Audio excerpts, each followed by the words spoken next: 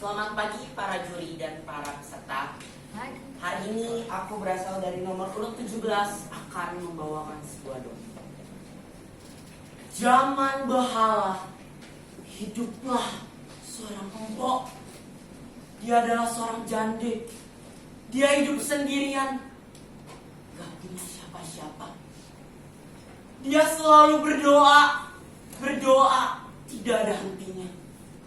Dia meminta, "Ya Tuhan, berikan air anak agar bisa membantu ayah bekerja di ladang. Ya Tuhan, berikan ayah seorang anak agar bisa meringankan beban ayah." Dia gak punya cucu, dia gak punya anak, hidupnya sendirian, bekerja di ladang. Itulah kehidupan dia. Sampai suatu saat raksasa hijau datang mendengar seruan dari doanya.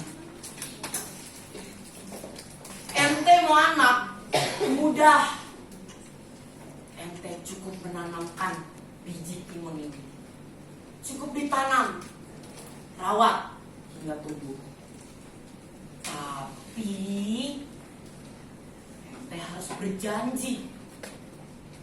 Mpo Nur hanya takut karena melihat perawakannya yang serem, hijau besar.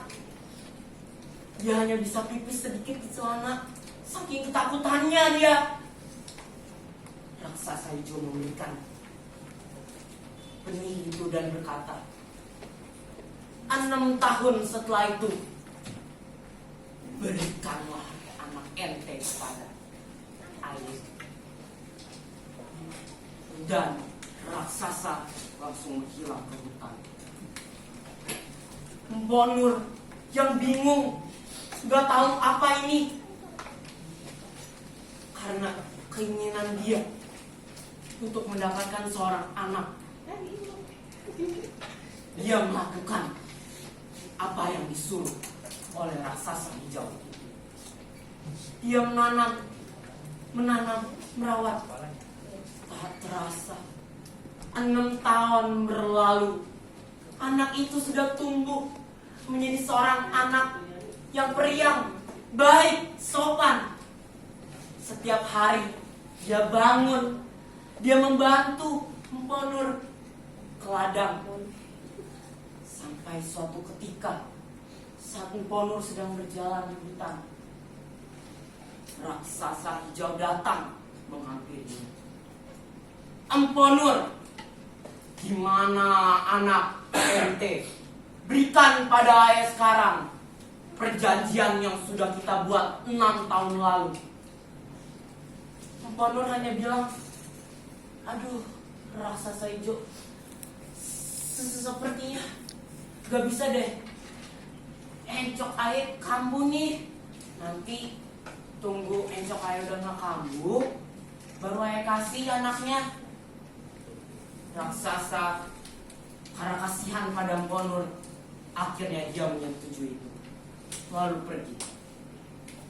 Namun di lubuk hati kecil Mpo Nur, dia sangat terpaksa, dia sangat takut kehilangan anak itu. Anak yang satu-satunya yang dia inginkan. Gak ada hal di dunia ini yang dia inginkan selain timun emas. Walaupun timun emas bukan berasal dari rahimnya, tapi dia menganggap timun emas sebagai anaknya sendiri. Dia berdoa, "Ya Tuhan, berikan ayah jalan. Ya Tuhan, selamatkan timun emas dari raksasa hijau itu." Secara keajaiban, seorang petapa lewat dan mendengar seruan dari Mpo Nur.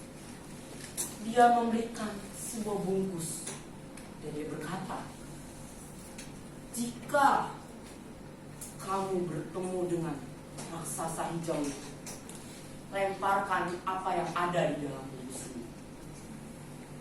Tanpa berpikir lama lagi, Mpo Nur langsung beranjak dan mengambil bungkusan itu.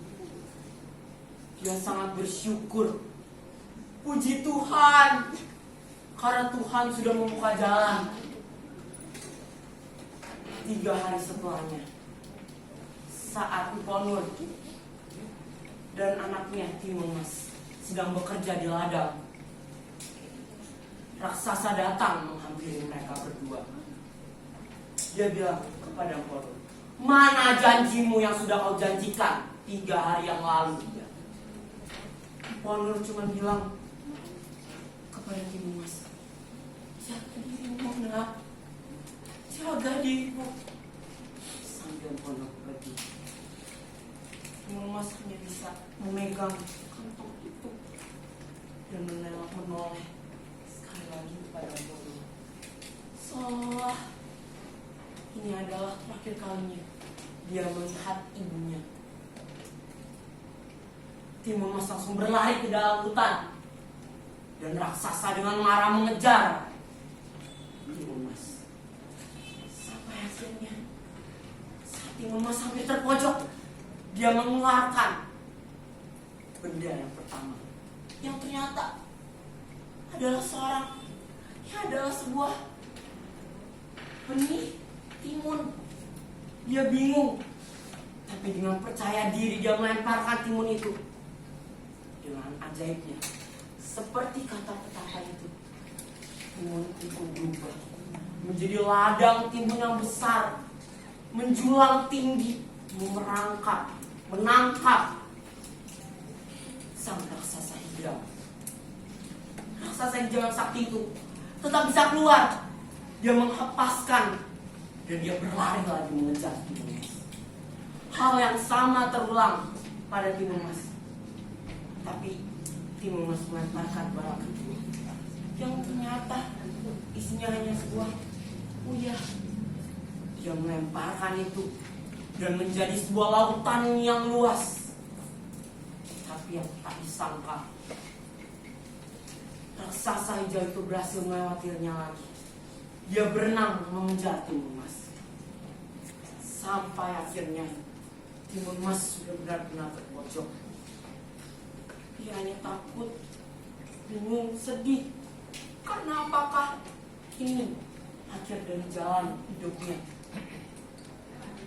Akhirnya dia melemparkan Timus terakhir yang berubah menjadi sebuah lumpur mendidih dan memerangkap raksasa hijau. Raksasa hijau itu terperangkap masuk ke dalam lumpur itu dan lenyap bersama lumpur itu. Timus yang melihat itu merasa akhirnya dia lepas dari semua itu. Dia balik ke rumah. Dia memeluk empoknya. Dan empoknya bahkan tidak sangka bahwa Timus bisa kembali dengan selamat. Sekian. Terima kasih.